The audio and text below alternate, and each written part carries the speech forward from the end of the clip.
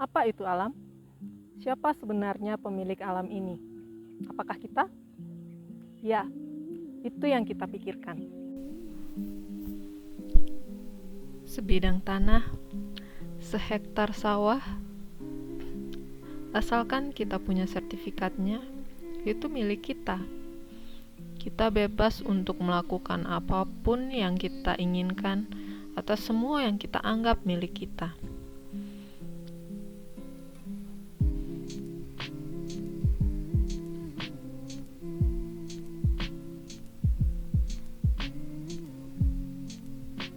Entah kita ingin membajaknya,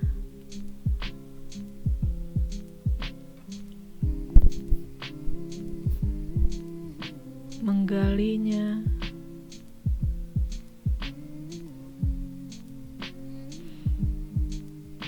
mendirikan pabrik di atasnya,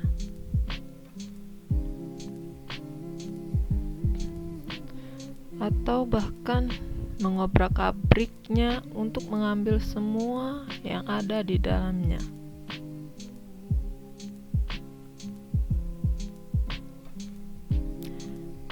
Tidak masalah, asalkan itu milik kita.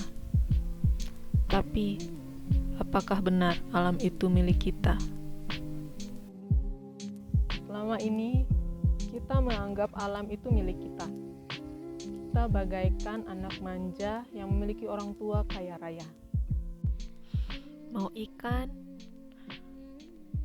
ada laut, dan danau yang amat luas.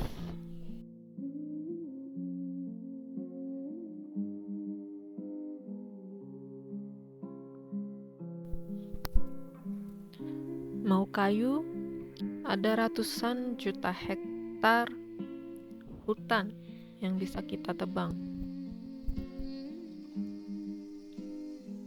Mau emas, minyak, nikel, bauksit, dan batu bara, silahkan ambil saja. Toh orang tua kita, alam ini sangat kaya. Jika kita ambil seluruh kekayaannya, beliau tidak akan jatuh miskin. Masih ada ribuan cara bagi alam untuk tetap kaya dan agung seperti sekarang.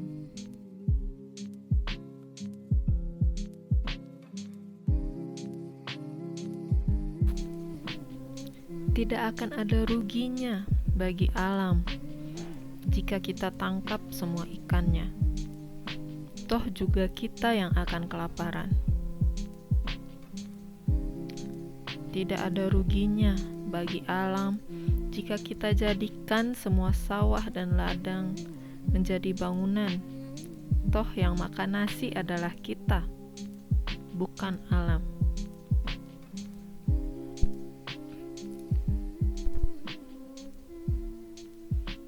Tidak masalah bagi alam jika kita rusak siklus airnya. Yang butuh minum kita, bukan alam.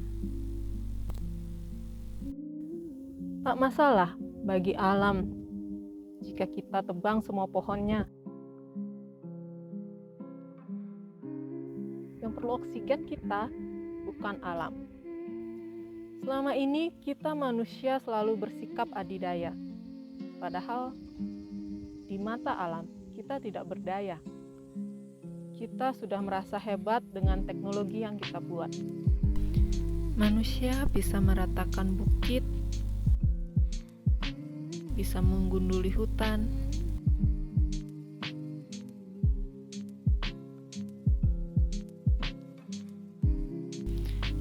bisa menyedot air tanah sesuka hati.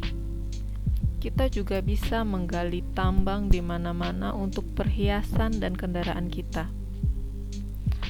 Alam sudah memberikan segala yang melimpah untuk kita.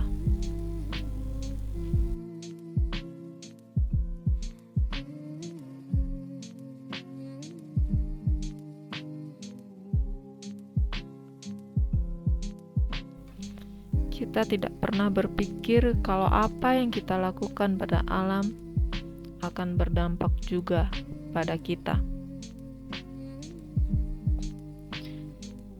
Kita membuat berbagai teknologi untuk memperoleh semua yang alam sediakan.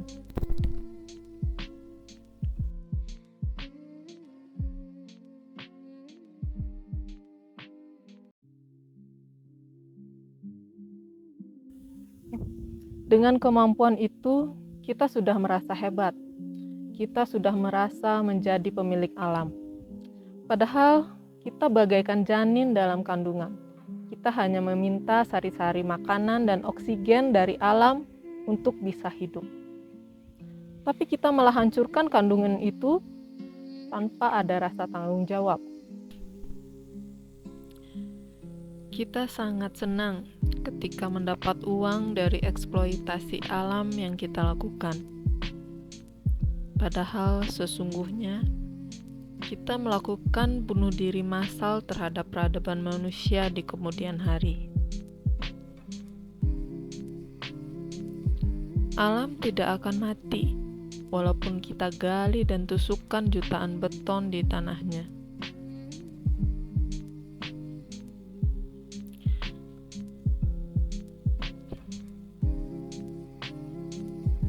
Alam tidak akan mati, walaupun kita ambil semua oksigennya. Alam akan tetap ada, tetapi kitalah yang akan tiada.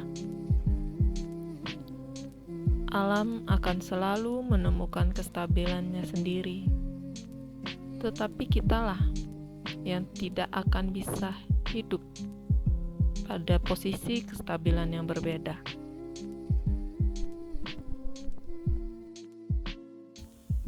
Siapa sebenarnya pemilik alam? Jika kita memang cerdas, seharusnya kita sadar bahwa manusia bukanlah pemilik alam. Manusia tidak ada apa-apanya dibandingkan alam. Manusia yang cerdas seharusnya sadar bahwa pemilik alam sesungguhnya adalah Tuhan yang Maha Esa. Kita hanya makhluk kecil yang meminta kehidupan pada Tuhan dan alam ini. Kita tidak akan bisa merubah hukum alam, apalagi mengatur hukum alam ini. Manusia hanya bisa menjaga keseimbangan alam ini agar alam masih berbelas kasihan pada kita dan tetap membiarkan kita hidup di dalamnya. Nenek moyang kita sudah dari jauh hari mewanti-wanti agar kita tidak merusak keseimbangan alam dengan adanya kearifan lokal dan hukum adat. Namun, kita menganggap itu hanya tradisi kuno yang sudah sepatutnya ditinggalkan.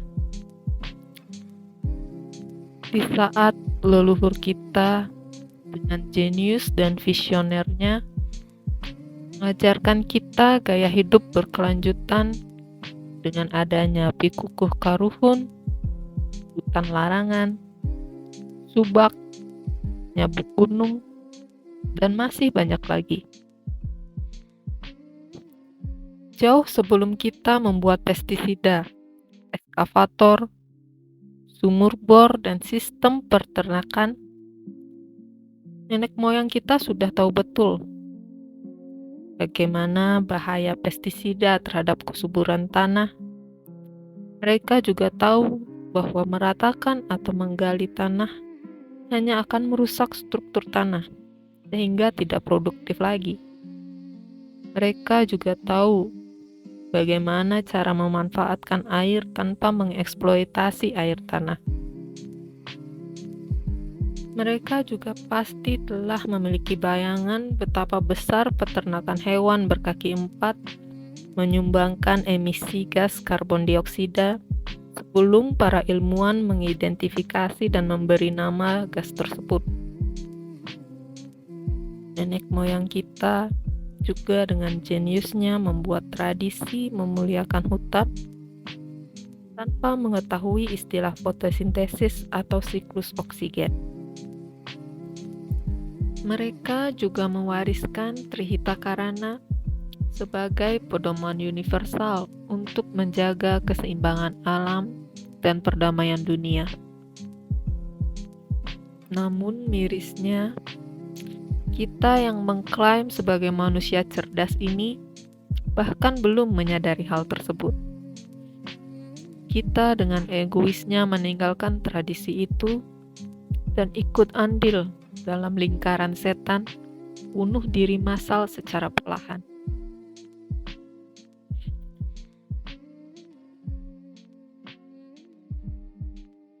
Nenek moyang kita memang kuno. Mereka memang tidak membaca buku sebanyak kita. Mereka memang tidak hidup lebih enak daripada kita. Tapi mereka jauh lebih menyayangi generasi penerusnya.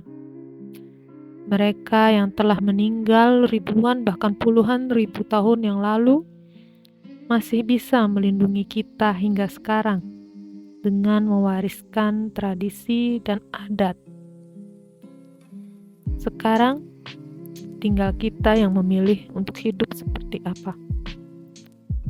Hidup damai dan harmonis dengan menerapkan Trihita Karana, atau ingin terus meneruskan keegoisan kita.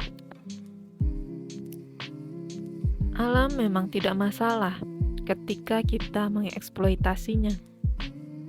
Alam ini tidak bisa merasa dendam.